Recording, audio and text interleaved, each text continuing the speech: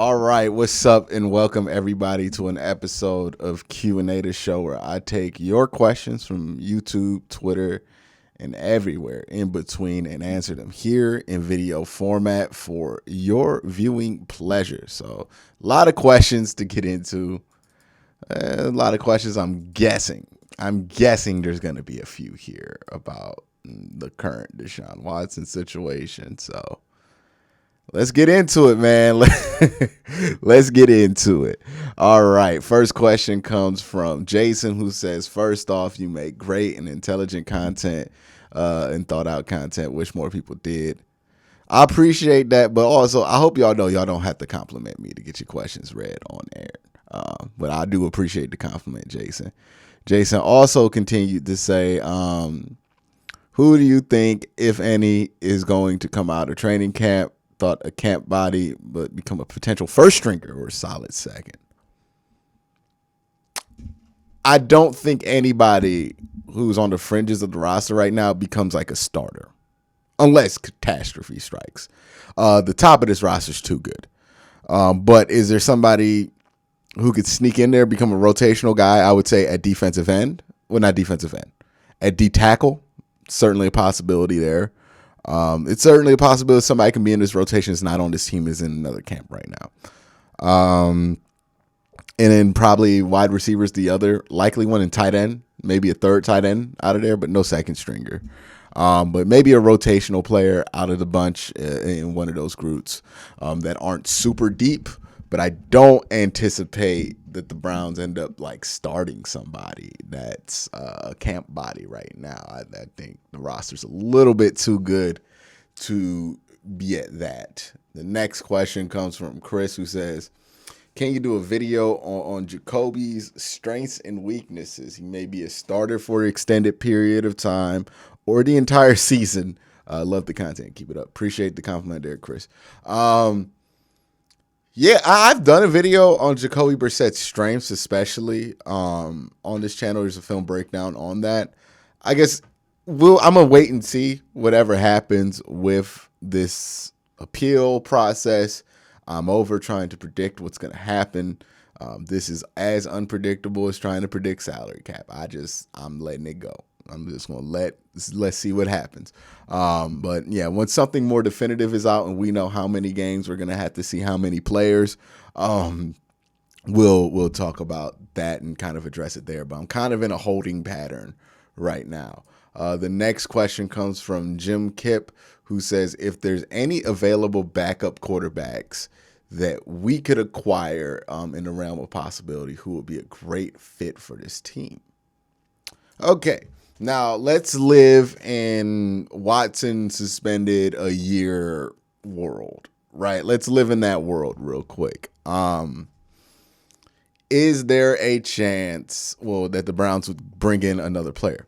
I do think if he gets suspended a year, they will probably look at their options. I think one of those options could be Cam Newton. I think another option could be them keeping an eye on Philip Walker, who's currently on roster with the Panthers. I was kind of hoping we could swing Philip Walker in this Baker Mayfield trade along with the fifth, but they weren't able to do that. But Philip Walker is somebody interesting to watch. He's not big.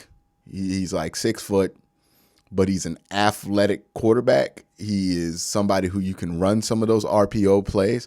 I do think he's an upgrade over a Josh Dobbs, but he's also somebody who you can kind of keep as a backup if anything else goes wrong. So Philip Walker as a backup, and then I would say probably think about Cam, right? If this is a whole year thing, not to start Cam right away, but if you have Cam waiting in the wings. So we know Jacoby, no matter what happens here, is playing the first 6 weeks of the season. Even if there's an appeal, the TRO, the temporary restraining order on the suspension, would not go into effect until week 7 because the NFLPA is not appealing the original 6-game suspension. They're appealing whatever the NFL is going to appeal if they appeal it. And that would mean that the Deshaun and the TRO would be till week 6 and would be about week 7, not necessarily week 1. So we know for a fact, like we know this, no matter what, Jacoby Brissett is playing weeks 1 through 6. We know this. I think, well, we know this if he's healthy, right? It is pretty much almost guaranteed that Jacoby Brissett's playing the first 6 games. Who's quarterback after that? I don't know. But let's say you get to a world where Jacoby plays the 6 games and maybe he's not progressing at the level you want, or you want a little bit more out the position and you have Cam back there learning the offense for those 6 weeks, getting ready to play. And you feel like you have a higher potential with Cam Newton because Cam has more of that athletic ability. He's a former MVP. Again, not in his prime by any means, but I do think if you put Cam in a good enough offense with good enough around him, you can squeeze a lot out of him at this point. Not like a 5,000 or 4,000 yard season, goodness gracious, but like he'll have low 3,000s and probably like 20 touchdowns, 8 interceptions, but that's what you're hoping out of Jacoby Brissett. So, I think those are the options they would look at, like a Phillip Walker type prospect or a Cam Newton. I don't think they make any trades. It would not make any sense to make a trade for Jimmy Garoppolo. Maybe if Jimmy gets cut, which is likely at this point now. Like if Jimmy gets cut and this is a year thing, maybe they pick him up. Well, I don't think they pick him up off waivers, but I think maybe, then you see what's up with Jimmy Garoppolo. But even that, like the Browns picking up Jimmy Garoppolo as a unrestricted free agent, I find that unlikely. I think Cam's a more likely possibility. I think a Phillip Walker type prospect is. And I think the most likely possibility is that even if this is a year, they might stick with the same room. But we'll see. We will see what happens here. Again, this situation is clearly in flux. There's not a lot of definitive answers out there. I know people want definitive answers. It's just not here yet. Dale says, assuming 12 plus games, what is the NFL? Well, that's what the NFL is ultimately aiming for. Should we get some cap space for Jimmy G? Or should we use it to get Jacoby more weapons to assist with the pass game? I don't think they're doing either. They're not doing either.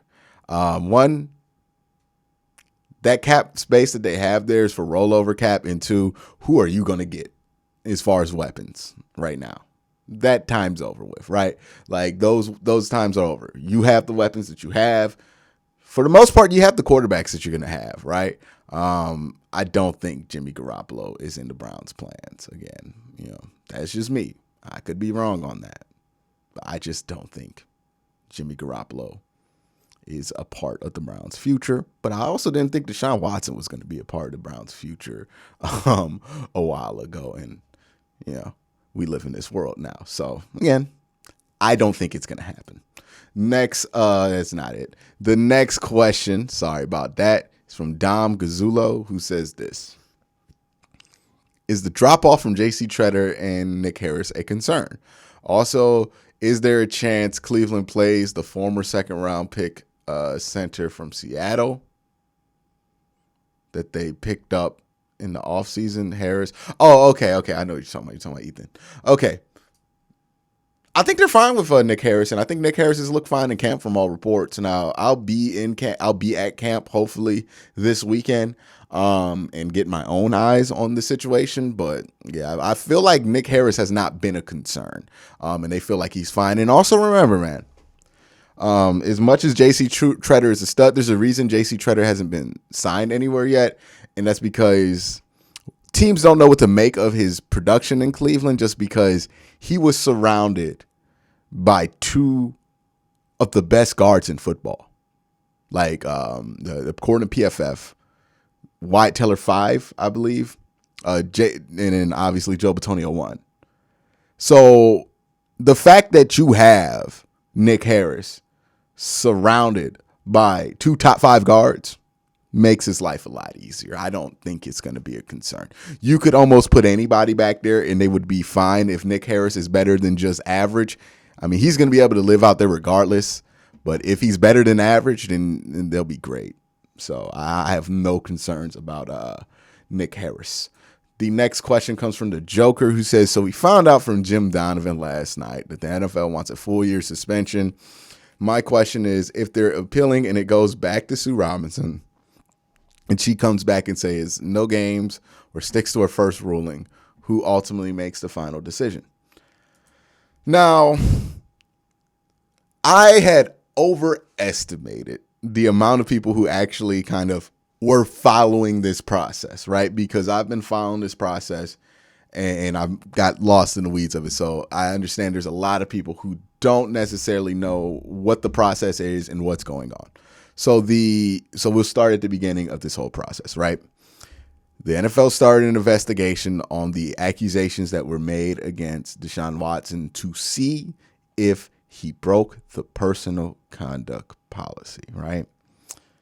They finished their investigation and presented their findings to Judge Sue Robinson.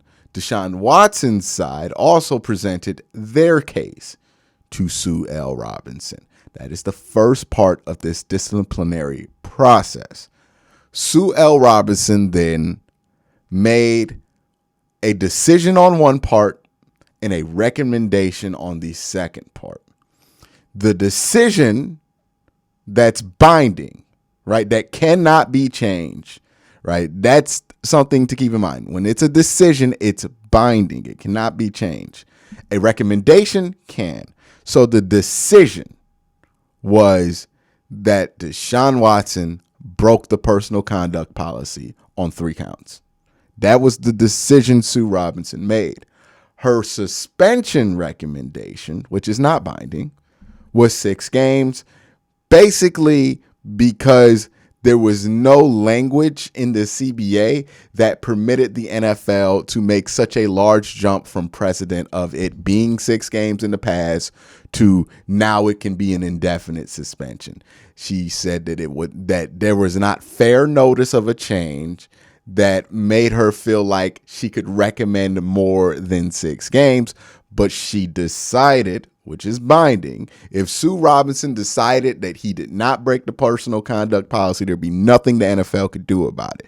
But since she decided that he did break the personal conduct policy in her ruling, the NFL can appeal the suspension recommendation, which is what the NFL is doing currently. When the NFL appeals the suspension recommendation, and also another thing to clear up, right, that, I don't think a lot of people, even myself, weren't clear on or knew about, was the NFLPA is not appealing the original 6-game suspension recommendation.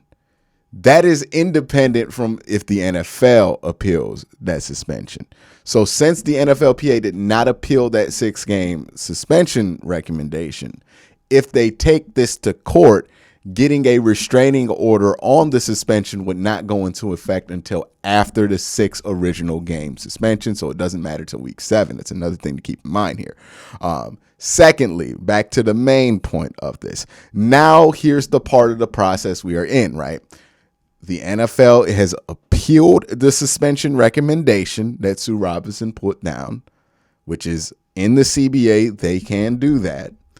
And they are now appointing who is going to be hearing their own appeal.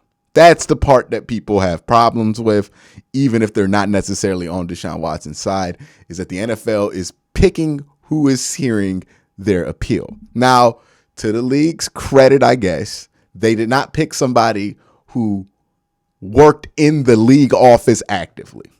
They did pick somebody who they have worked with before, but they did not pick somebody who was in the league office. It's an attorney general, I believe. I don't think he's a former judge, but he's somebody on the Ezekiel Elliott case that helped the NFL in that situation. Okay, so that is where we're at. What can happen now, right, is the NFL not the NFL.